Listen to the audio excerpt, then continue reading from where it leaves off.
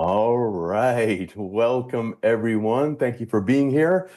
I'm Rich Fettke, co-founder of RealWealth, as you probably know, and I'm super stoked about this webinar, talking about how I scaled my real estate portfolio and also RealWealth, how we've scaled it over the years, and with the support of this company called BELAY Solutions. So I've got Tricia Sciortino here. She is the CEO of BELAY. She wasn't the CEO when I started working with BELAY. I think it's probably been 7 years now that Kathy and I have been utilizing the services of BELAY for executive assistants and also bookkeepers. And then over time, I was watching this and getting the newsletters and the updates and seeing that they had built a self-managing business over there, and they moved Tricia from being the interim CEO to be the full-on, very busy CEO, I'm sure. So Tricia, welcome. I'm so glad you're here, and I'm looking forward to talking about how we scaled our business and also our real estate portfolio. So welcome. Yes, thank you for the warm welcome, Rich. I am so excited to be here. I'm grateful you've been a client for so many years. It's been great watching how we work together really does help scale businesses, and I'm looking forward to just having a great conversation about how we can do that and how others can do it as well. So, absolutely, yeah.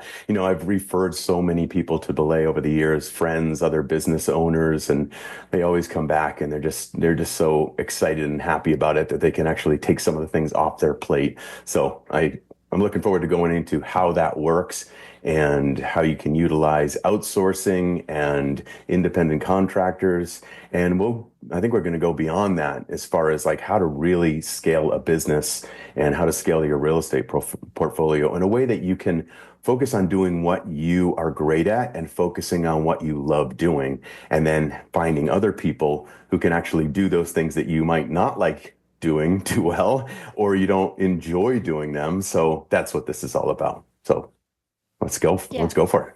Yeah, absolutely. I mean, we find that the biggest hurdle, honestly, for most people when scaling their business is actually the mindset that comes along with delegation and letting go, and Totally. really the trust gap. So I'm looking forward to talking about this. And so let's get started, guys. Okay. So, all right. So, when we talk about delegation, the end result is always freedom. When you started your business, you thought, what am I starting a business for? You probably wanted freedom, financial freedom, career freedom. You wanted to create the job and the life you wanted, but probably somewhere along the way, you wound up with a lot of plates juggling in the air, a lot of things hanging over your head, and realized there was a lot to be done here. And so we want to get everybody back to the place where you can grow your business, scale a business while growing a business, while practicing great techniques on how to leverage other people and trust other people and delegate to others, so that it enables you to stay focused on the growth and the scale part, and gets you out of the mindset of I have to handle the business operations and the weeds and the admin and the tactical things that could consume your entire day, but we just don't want them to consume our entire day. We know we have bigger fish to fry. So we're going to talk a little bit about some mindset shifts when it comes to these things, and some tips and ideas that we've seen work.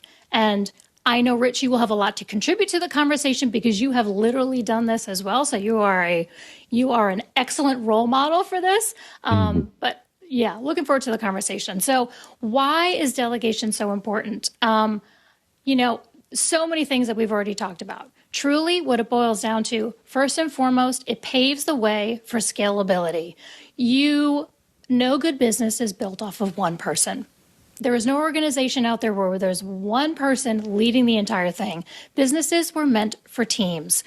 When we want to grow, we're going to have to hire others to come in and do work so we can continue focusing on growth. So delegation is important because it allows us to scale and grow the business while not losing sight of the things that matter, not losing sight of quality of product, not losing sight of all the things that we're juggling, making sure things aren't slipping through the cracks. We want all those things to be taken care of. We just realized it doesn't have to be taken care of by us.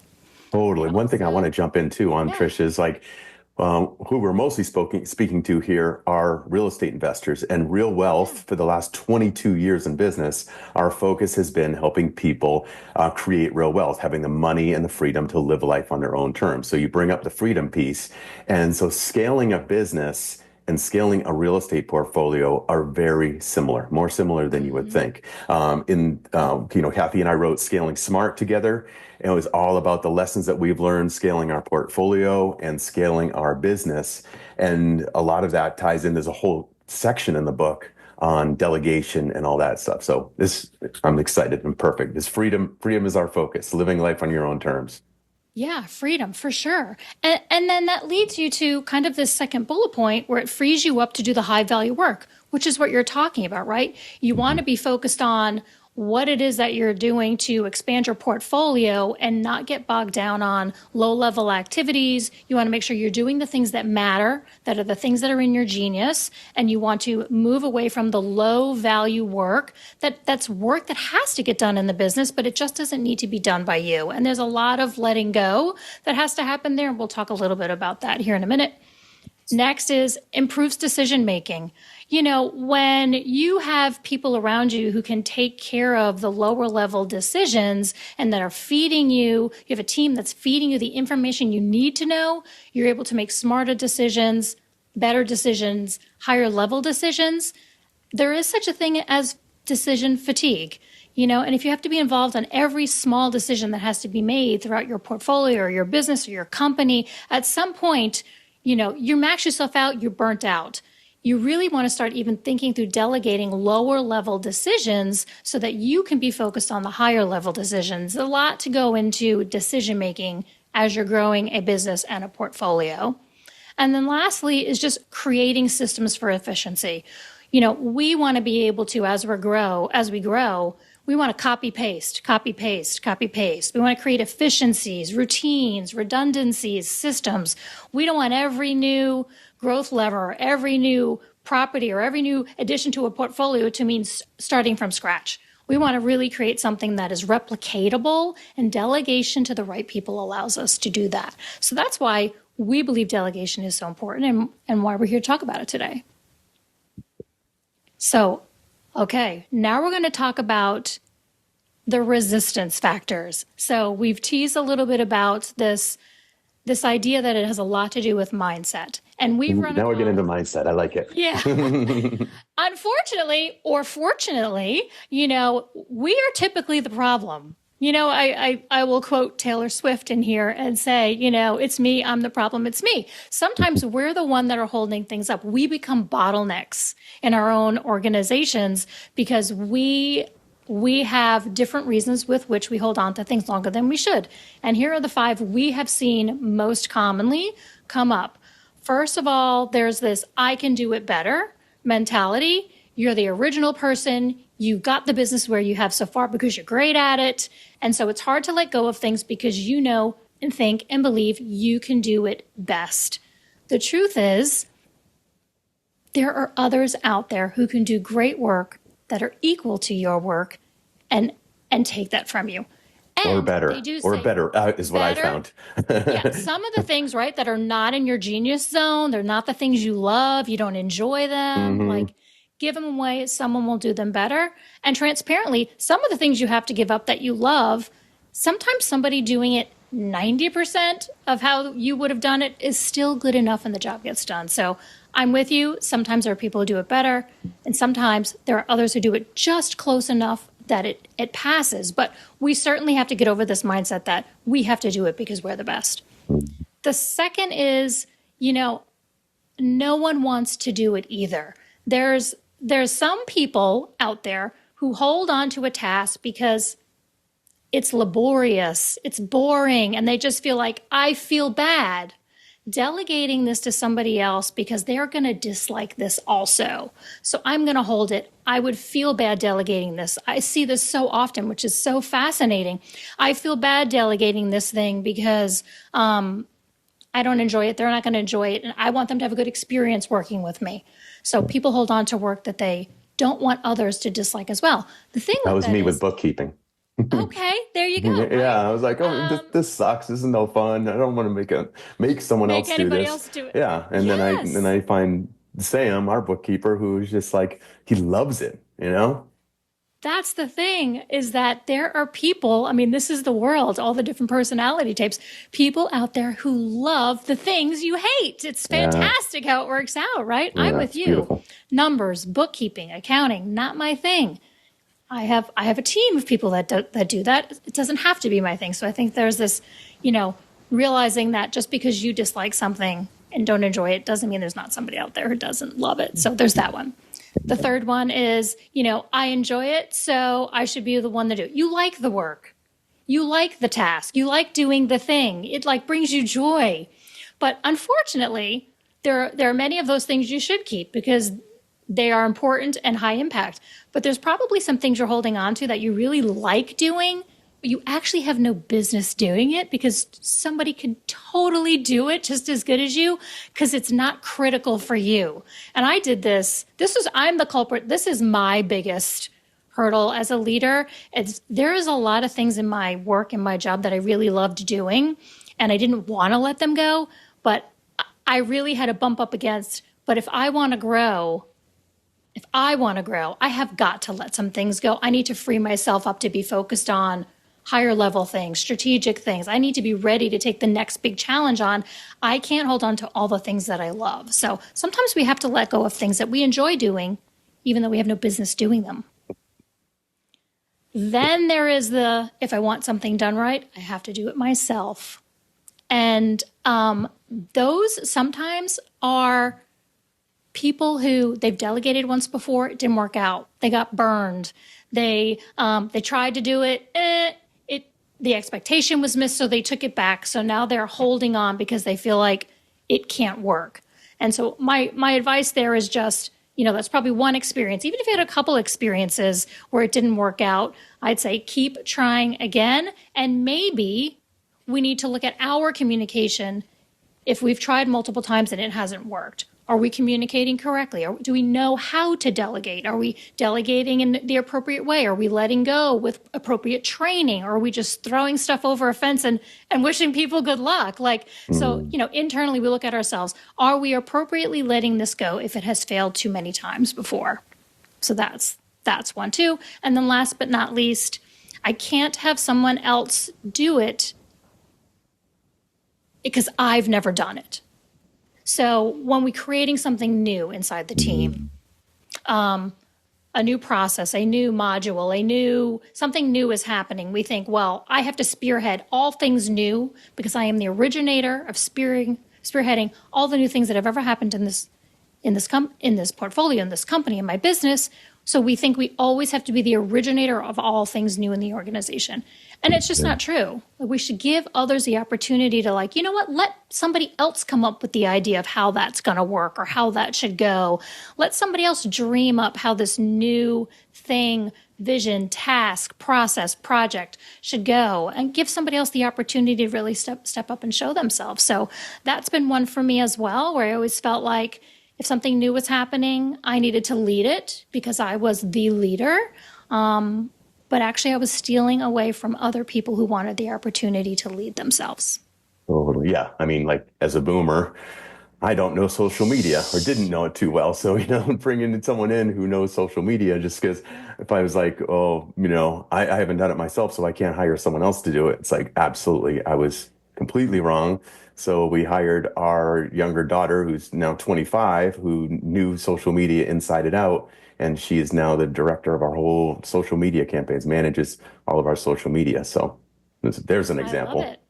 Yeah, I love it. I did the same. I did the same for finances, which you talked about earlier. I hired myself a CFO, a controller. We have an entire accounting team because I'm like, I can't pretend to, I don't want to go through these invoices. I don't need to know this. I know I'm the CEO. I need to know the finances, but I don't need to know how to do all the details in there. Same thing for marketing.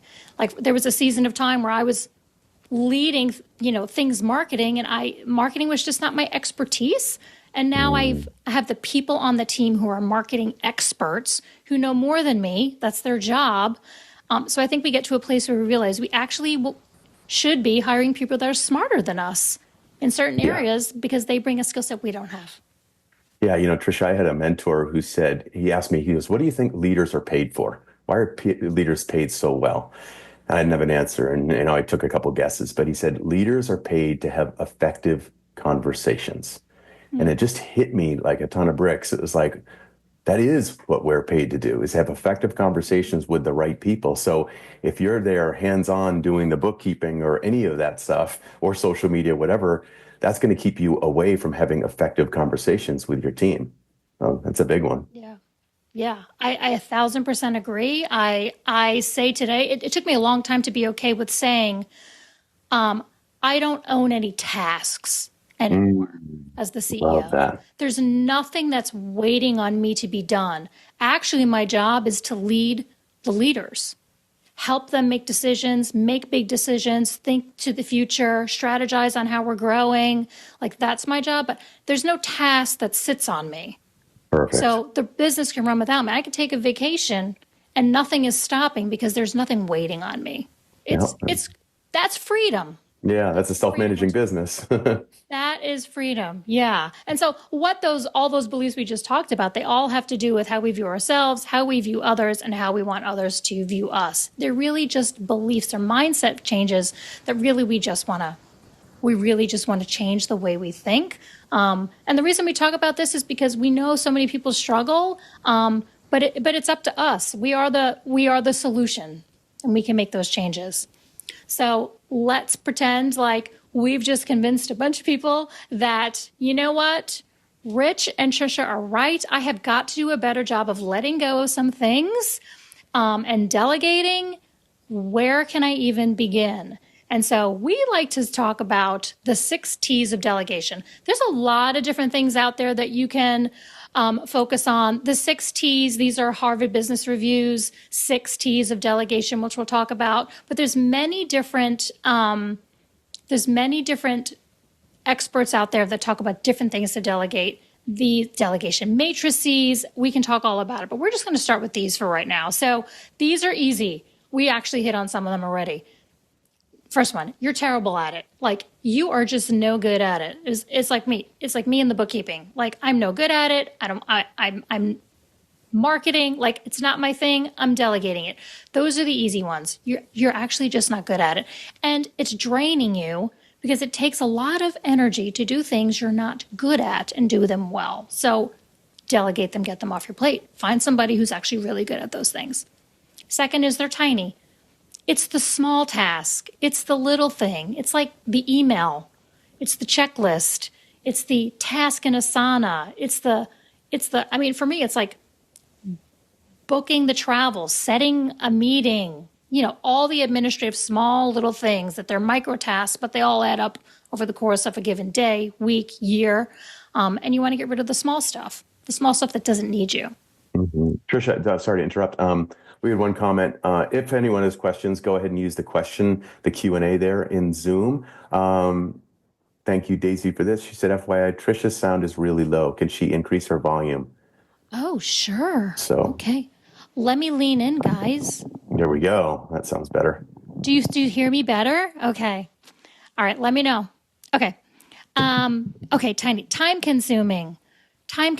Sometimes there's things that just take a lot of time away from us, that is too valuable for us to give up, and we need to delegate to somebody else. This may be when you're hiring somebody to really own something for you. For example, one of the things that I did for many, many years was I oversaw our talent acquisition, which was hiring and the placement of all of our virtual assistants. And I would oversee all this hiring. But I was also like the vice president of operations, and all these things on my plate were just starting to take up too much time. I got to the place where I realized I need somebody else to own the hiring of all of our virtual assistants. I can no longer do that. And it was just taking up too much time. And I knew somebody else could do a better job than me, transparently. Next is it's teachable. There's things that it's like I can record a quick little Loom. I can put together an SOP, a standard operating procedure. Somebody could follow these steps and it could be off my plate. Let's get rid of it. It's tedious. These are those little tasks that are just annoying and we don't want them. Let's get rid of them. And sometimes time sensitive. Time sensitive things, those are the things that I love to delegate to usually my executive assistant, my VA. She's quicker than I am sometimes. She's more available than I am to be responding to the urgent requests and time sensitive things for me. Also, things that are time sensitive, like she can get started on stuff, take it 80% of the way. I can finish it and get it done, and it got crossed over the line with speed. So I love the ability to lean into an EA for things that are time sensitive like that as well. So those are the 6 T areas for ideas on the types of things you can start delegating. I'm going to take a screenshot of that one. Can you go back one? I can. Okay. That's, there we go. Thank you. You're welcome. That's good stuff. Yeah. So, now let's talk about the resistance. We talked a little bit about the beliefs a moment ago, but there really is, resistance to delegation. And what we have found are a few core things have come from resistance of delegation. The first one at the top of the list is really trust. And if you actually Google the word delegation or delegate, it is to entrust a task to another person. And the entrust part is the part. If you're not delegating, there's probably a trust gap. Either there's not a person there, which is a lot of what we see. There's nobody to delegate it to, which means you need to probably bring somebody on, hire somebody to help to delegate to. Or you have a team of people, but there's a trust gap. And that can be one of two things. That could be you don't trust that they're going to do the job the way you would like them to. And some people will say, well, no, that's not it. I do trust my team. The opposite is you have fear of just letting it go because of all the things we talk about. You love it. You enjoy it, whatever. But you're robbing your team from the opportunity to really do it if they have the chance that they can do it. So we really have to self-reflect when it comes to the mindset that sits around delegating and letting go. So the next thing I'd like to talk through, and Rich, I think this is where you will come in so handy because you are literally a perfect example, is the specifics of what is possible to delegate. We've teased out, bookkeeping and accounting. I've talked a little bit about having an EA. You've talked about some marketing tasks, but the list of possibilities is so long. I don't think people even realize how many things are possible to delegate. One thing I will say as we go through some of these options, and I'll talk a little bit more about it later, is if you're just not sure, just start writing down everything you're doing in a day. Just keep a list of tracking all the tasks you're doing. And I think you'll be very surprised at the end of a week how much time you spent doing things like this that you shouldn't be doing. But I would love to take a few minutes and talk through some great examples. So admin tasks, those are the first one that come to mind. Those are email management, calendar management, travel booking, document filing, document creation, tasking, task completion. Those to me fall in the bucket of administrative tasks. Do you do anything, Rich, in those areas that would be specific to your listeners that are worth sharing here? Absolutely. Well, we've worked with 2 different executive assistants now. One I've been with for years now is Tanya. And Tanya has truly become an extension of me, if you will. She knows my preferences. She knows how I respond to emails. She knows how I like my calendar done. So Tanya's she's handles so much for me now. Whereas before it used to be me juggling and all. My look at my email inbox and there'd be 200, 250 emails to get back to and read through and everything. Now I log in and I look at my email and there'll be maybe 3 or 4 and she's got them labeled as rich, which is basically things that I need to read and need to get back to. But she's over time really learned that. And what we do is we have a meeting every Monday and every Thursday. And in that meeting, we'll go in. We'll sometimes look at my inbox and she'll say, how would I respond to this? Or what do you want to say to this? And over time, we used to have to do that more. Over time, she's really learned that to be like that extension of me. So she is the gatekeeper of my email. She reads all my emails first, and she either puts them into one bucket called responded, where she's responded to them. Then I can go in and look at that folder and say, what did she say? Or honestly, I never go in that folder because I just know that she responds well for me over time. There's another one, like I said, it's called Rich. That's the ones that I need to see, I need to get back to. And then other ones are things that she just handles. But most of those emails, I get several hundred emails every day. Most of those I never see. They're handled by her. She responds to people. She'll set up a meeting. So she has full access to my calendar as well. And what I'll do is I'll time block in my calendar. It's like if it's a time when I want to work out, I'll block it on my calendar and I'll literally put workout. So she doesn't book a meeting then. And I do that ahead of time for the whole week. Anything like that, anything that's important for me that I want to preserve my time, she books everything around that. And then she knows my working hours. So when someone requests a meeting with me, sometimes they'll reach out to me directly and I'll just say, oh, just connect with Tanya, and I'll give her email address or her phone.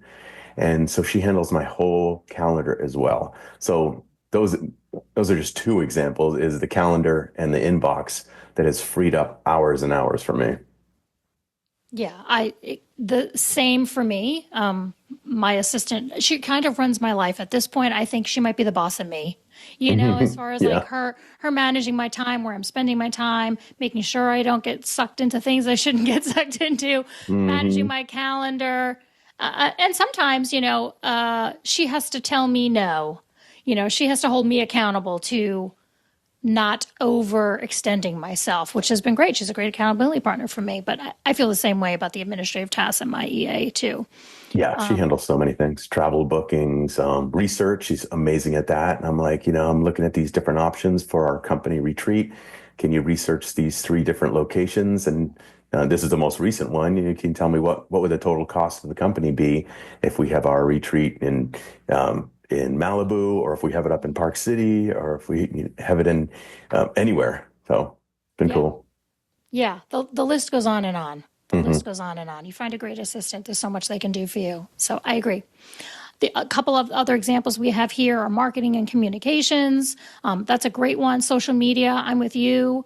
From a business and from a person, we have, I have delegated everything related to anything marketing related as it relates to the organization. We have social media managers, marketing assistants, communication strategists, personal brand assistants, even your LinkedIn profiles and things like that. Social media, somebody's DMing you on social media. You can have people manage all of that, posting schedules, content creation, all of that can be completely delegated as well. That's another great area too. Yeah. And then, on the real estate tasks and the financial and reporting part of this was the biggest breakthrough for me, where with our real estate portfolio, I was managing everything. I was managing our property managers, the statements, trying to keep things reconciled. I say trying with an underline, trying to reconcile things on time every month, tax prep, all these different things. And then I hired our bookkeeper, Sam, and he now handles all of that. He's got a background as a tax preparer, so he knows how to do things the right way, the legal way for IRS compliance. But at the same time, he also has access to my owner portals. So for Kathy and for our portfolio of real estate properties, basically the property manager on that end will have an owner's portal where you can log in and you can see the results of, rents collected or anything due or turnover or vacancies. So Sam has access to all of those. So I don't even have to log into those anymore. He logs in, he handles everything. He downloads owner statements, updates QuickBooks for us.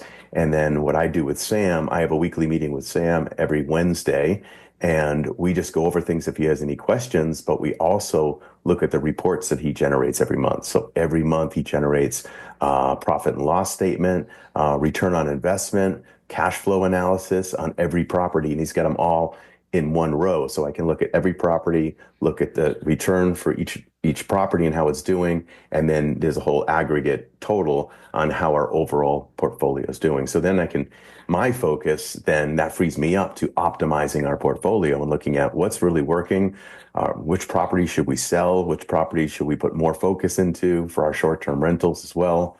So that's been a game changer on that side of things. And then we also, we started just with a part-time bookkeeper helping us at RealWealth, helping our director of finance. And that part-time bookkeeper, Marilyn, she was just so phenomenal that she did all the bookkeeping side of things, which allowed our director of finance to be freed up to look at more on strategy and financial strategy instead of always doing all the reconciling of our dozens of accounts. Yeah, that is major. I mean, that's a lot right there. I mean, that's two full-time jobs practically, Mm-hmm. that you've been able to delegate and let others come in and help you with. So I think Yeah, that's fantastic. I love yeah, it. it's been really a game changer, especially on the real estate portfolio. Man, it's Yeah, so much more dialed in and optimized now than it was a few years ago. that's amazing. That's amazing. Well, and it goes right into kind of the next part of this conversation is the ROI part of it. I mean, we're Hmm. all here to talk about the ROI matters. I mean, we're not gonna beat around the bush. We all want to make sure we're getting returns on everything we're invested in, and sometimes that means our time. Sometimes we're analyzing, and delegation really allows us to optimize how we're using our time, and that is really the key driver here. Is ideally we want to be spending our time and resources in the right places so that we're getting the best return, and we don't want to use our time and resources in places that don't have as much value. It's kind of the same way you would look at a successful property is the same way you should look at how you spend your minutes and hours of your day, Hmm. focusing on that. So ROI does really have a lot to do with where we spend our time in delegation. Are you the best person to do a job, and what is your time worth? And we talk a little bit about, delegating a $20 task, like, the immediate ROI. Let's imagine, if you figured out your hourly rate, if everybody here just figured out their hourly rate, divided by 40 hours a week, 2,080 hours a year, take your hourly income, divided by 2080, figure out your hourly rate. Maybe it's $500 an hour, might be $100 an hour, maybe it's 1,000 an hour. I don't know what your Hmm. hourly rate is. However, any of those hours, you can delegate them to somebody who's making 20, 30, 40, $50 an hour.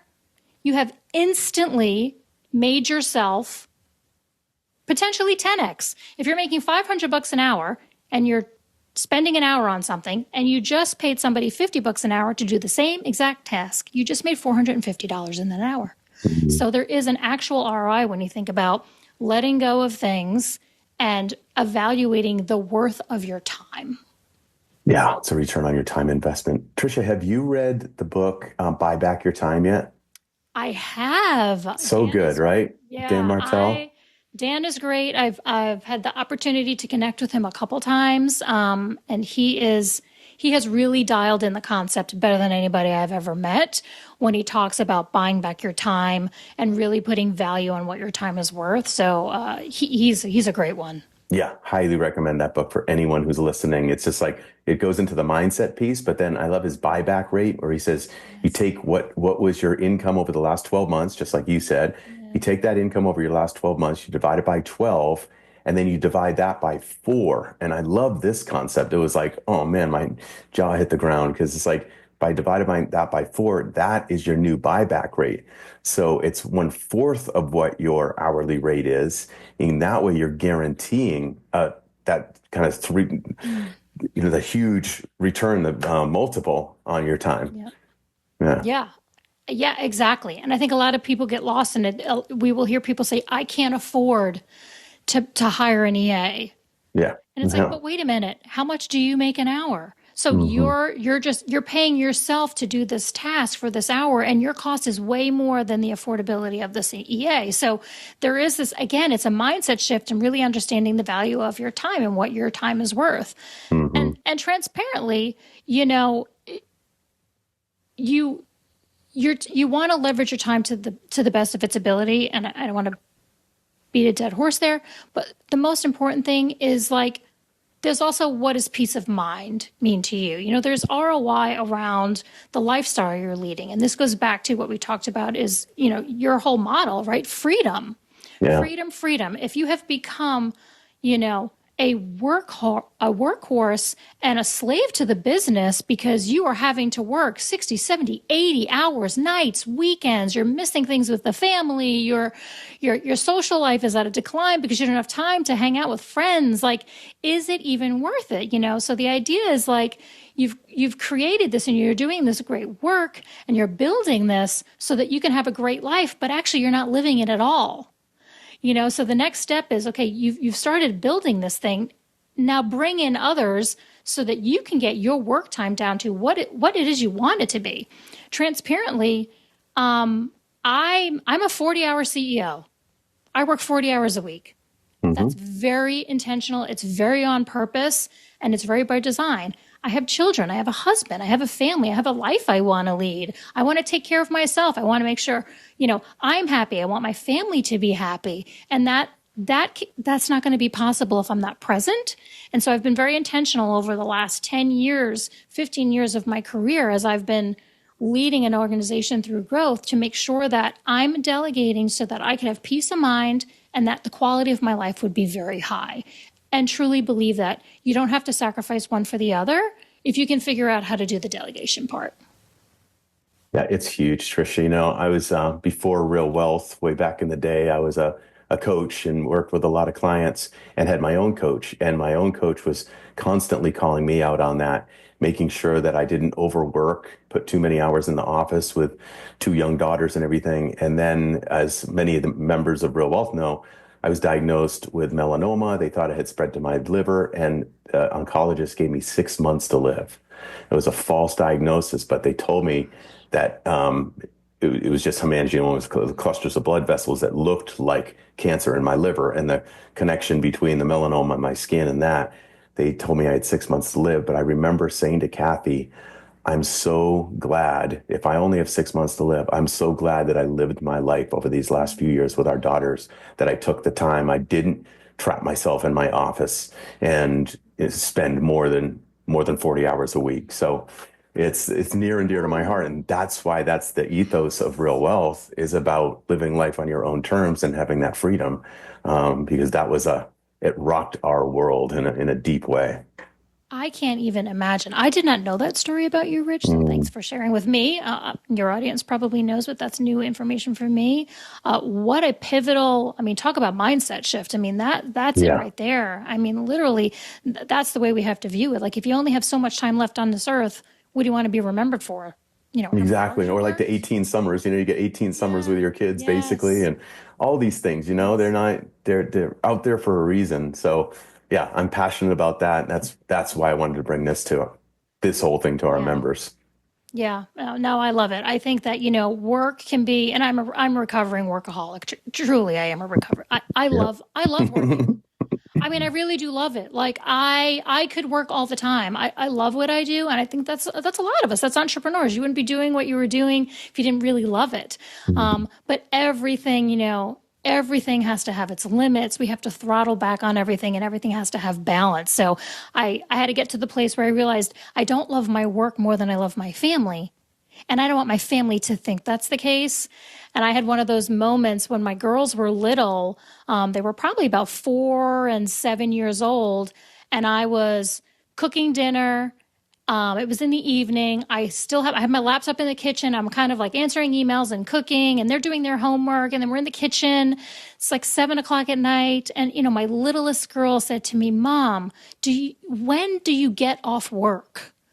Like, what time do you get off? Like, my friends' parents get off work at 5. Like, you know what I mean? Like, they're starting to understand this concept of like, when is your workday done? Because the other parents, right, were home from work at whatever time, and I wasn't. I was still working at home, and it really hit me. Like, it really hit me at that moment in time. I said, "Oh gosh, I don't want them to grow up thinking I just am perpetually working because I work from home." And so I had to be so conscious to truly turn it off and say, "No, the laptop has to shut, and the home office door has to close and I have to walk out of this room like at 5 o'clock. I have to treat it as if I'm at work and I have to walk out of the office at lunchtime and come back. Like I have to do all these very intentional things to create good separation, because the truth is, I was working so hard for them, and you can quickly miss the point. That's how we justify it, right? Oh, I'm doing this for my family. I'm doing it for the family, and then you miss the point. And then you miss the whole family. You miss them. Huge. So anyway, yeah. So that's what I would say about that. And here's one of your quotes that we put in here. Yeah. And I love it. You're not really an entrepreneur for not creating freedom for yourself. You just create a job for yourself, unless you have a team to support you. I mean, that's the baseline. So I'm going to leave on one last thing. And then, obviously we know we're trying to create freedom, not a job for ourselves. Both. We want to find this good balance. There's a 3-step process that I have found has worked for many people. I like to call it the 3 A's of delegation. I'll talk a little bit about them, and then I'm happy to open it up for Q&A or whatever you think from here. But 3 A's of delegation, the first thing is there has to be some admittance. There's an admit that you need help. There's this place where you said, you've hit your wall, you've had enough.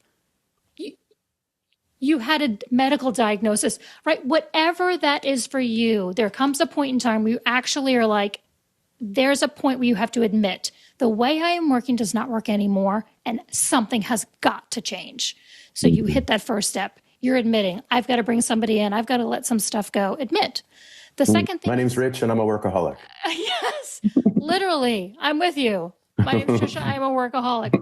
The second part is asking for help. You actually have to go out and ask and find help. Maybe you have a team of people you can delegate some things to. Maybe you actually have to go say, I actually need to hire a team or a person. It's what you could start with: one person, fractional, part-time, a few hours a week. It sounds so small, but what it equals is so big. 10 hours a week of somebody else doing something you're currently doing is so many hours in your week that you could get back to either give back to your family or to go do something for your business that's more important than what those 10 hours of time were. So you got to ask.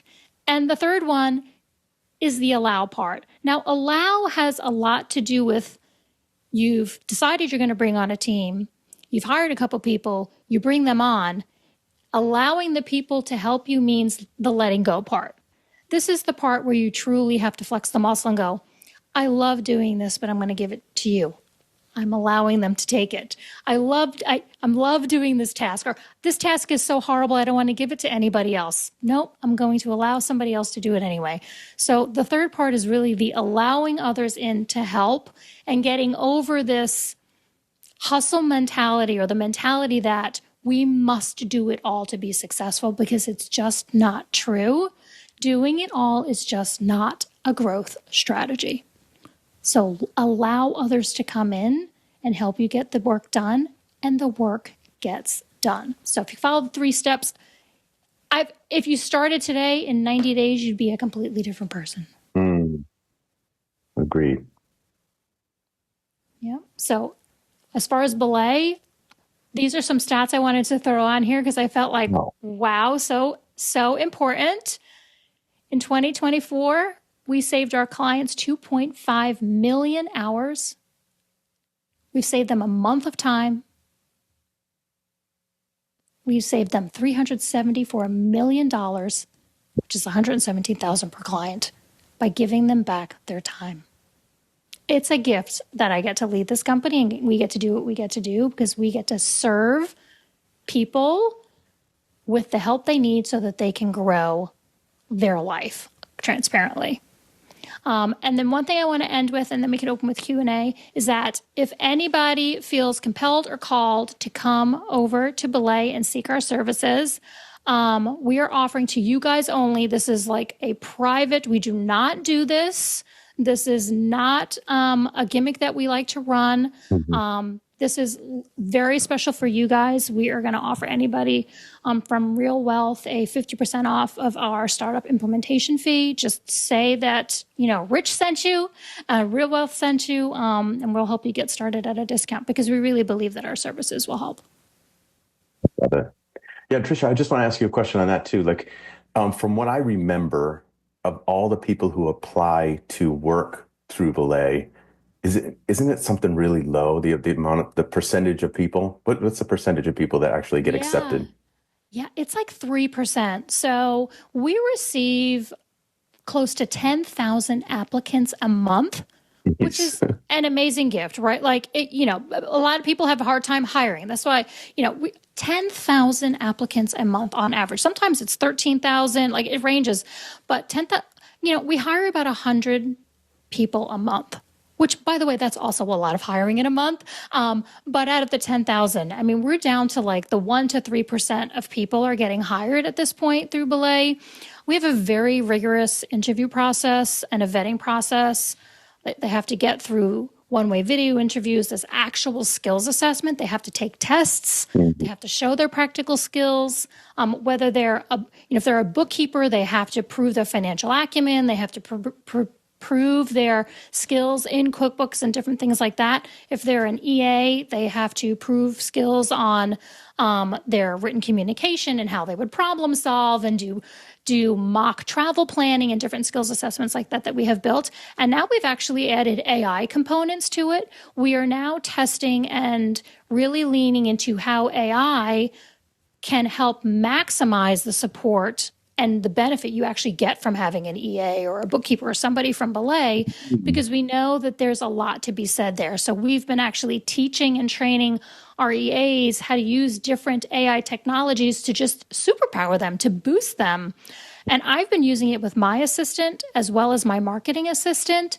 And my assistant would come on here and say, I am literally able to get 25% more work done for Tricia because I use AI now. So it's really compelling, and we've really integrated it into our process on how we vet and bring people on board. And it's been great. It's still all US based? All the US based, and everything? Yeah. US Nice. based. Yep, we're all over the country. We do try and be cognizant of like time zones and areas. Sometimes it matters. If somebody's on East Coast, you want somebody on East Coast time. You're West Coast, you want somebody on West Coast time. We manage things like preferences as far as like Mac or PC, and we manage based to personality types.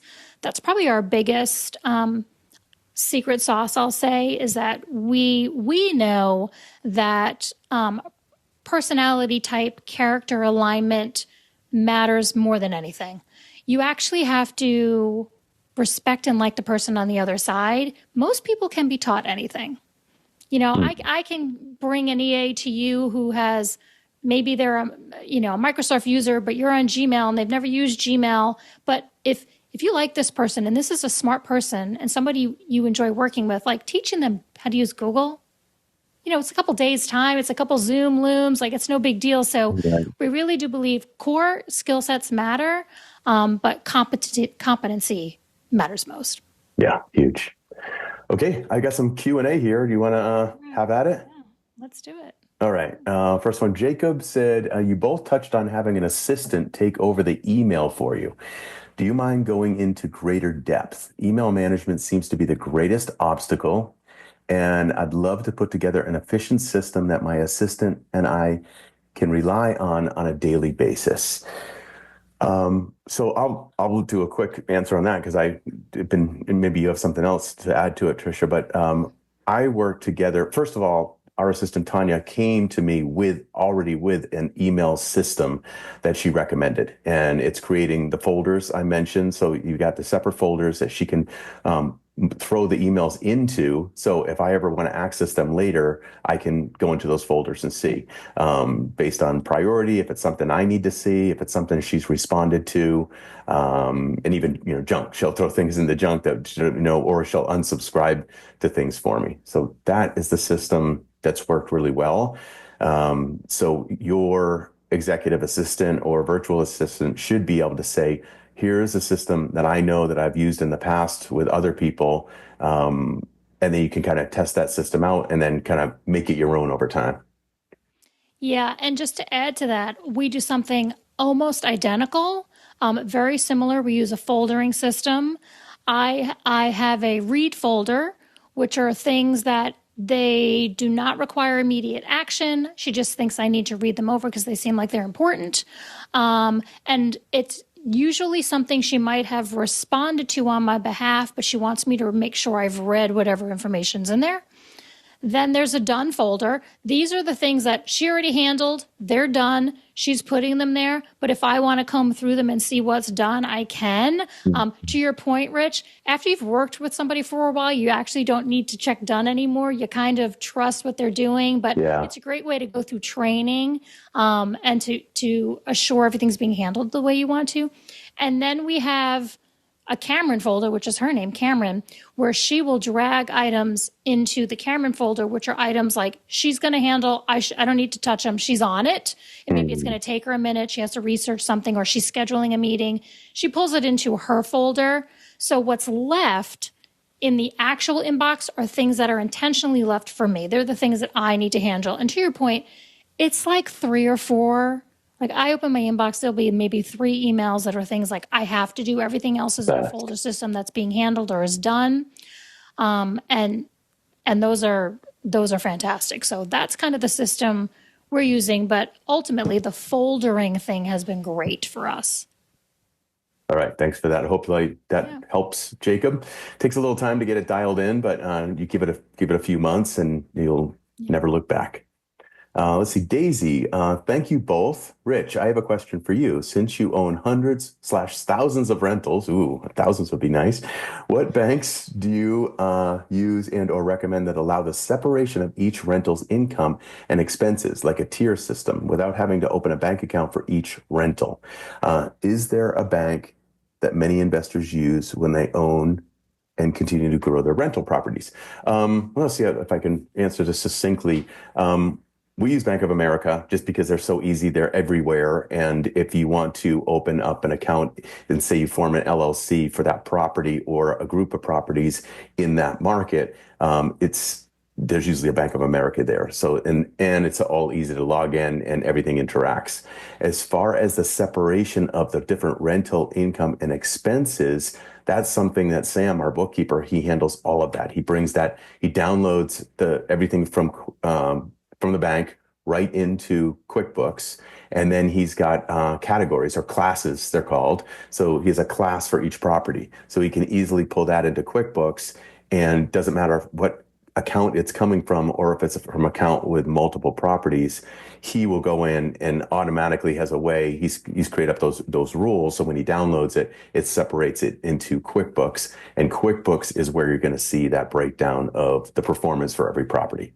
So hopefully that answers your question, Daisy. Hey, Tricia, if you have anything, jump in or add to any of this, feel free. I was just going to say that's how we see a lot of our clients. I mean, they're pulling all of their expenses into QuickBooks. QuickBooks is the tool of choice. We love QuickBooks. It's what all of our bookkeepers are using here.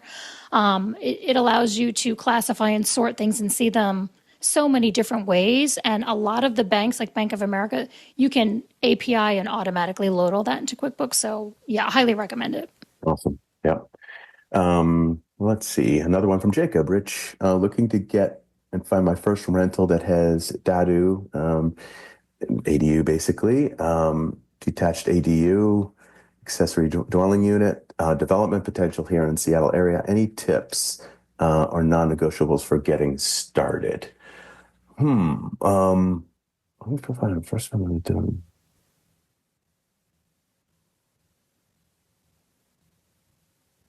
I'm not sure how to answer as far as non-negotiables for getting started. I mean, what I would say just on this, the quick one would just be first looking at the zoning in that area. And I think Seattle's pretty good about the DADUs, that they allow those pretty easily, but that's obviously the one, if you're looking at a property, taking a look at that and making sure that it has the setbacks and you have the ability to actually to build that. Yeah, because it says development. So adding adding this accessory dwelling unit after you purchase the property, I would just go down to your local building department and make sure that you can do it on that property. You can show them the lot number and find out. So that would be the non-negotiable first, because you don't want to buy it and then come back and find out you can't build it there. Hopefully that helps a little bit. Rory, do you perform criminal background checks on bookkeepers? That's one for you, Tricia. Yes. We do background checks on our bookkeepers, and they are all located in the U.S. So we are all U.S. based bookkeepers.